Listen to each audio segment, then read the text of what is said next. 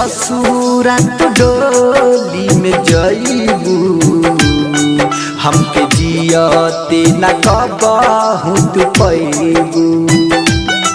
जहिया ससुरा तू डोली में जइबू हमके जियते न कबहू तू पैबू।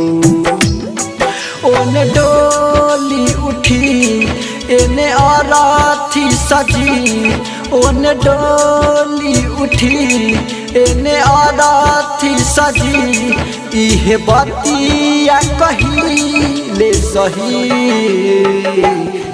जहिया ससुरा तू डोली में जइबू हमके जियते न कबहू तू पैबू। जहिया ससुरा तू डोली में जइबू हमके जियते न कबहू तू पैबू। ओने डोली उठी एने अराथी सजी, ओने डोली उठी एने अराथी सजी, इहे बतिया कहिले सही। जहिया ससुरा तू डोली में जइबू हमके जियते न कबहू तू पैबू।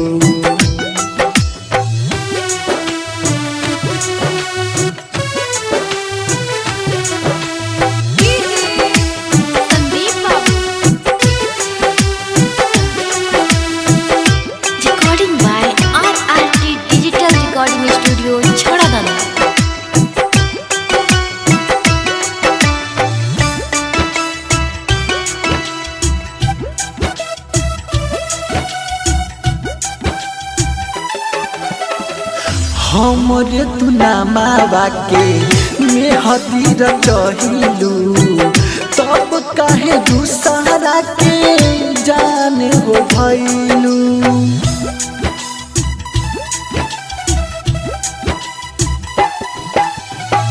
हमरे तू नामावा के मेहदी रचहिलू, तब काहे दूसरा के जान हो भइलू।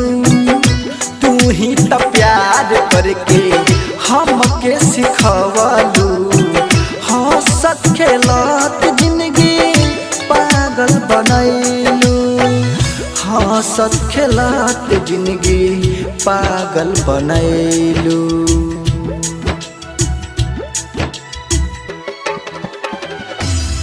जहिया ससुरा तू डोली में जइबू हमके जियते न कबहू तू पैबू।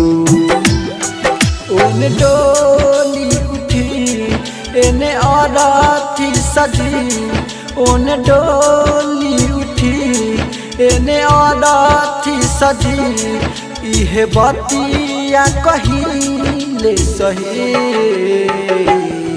जहिया ससुरा तू डोली में जइबू हमके जियते न कबहू तू पैबू।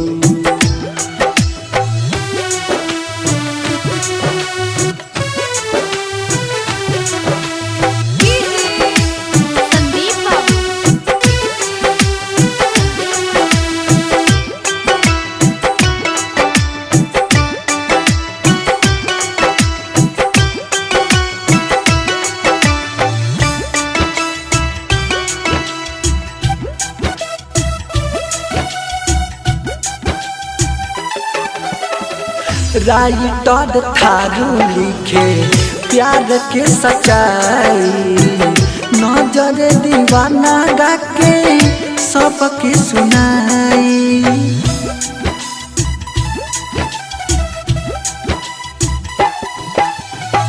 ऋषि राज लिखे प्यार के सच्चाई, नजर दीवाना गा के सबके सुनाई।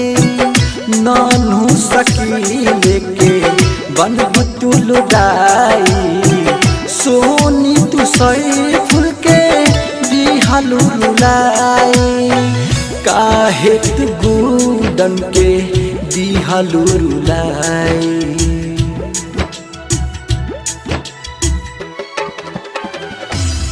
जहिया ससुरात डोली में जाइबू हमके जियते न कबहू तू पैबू।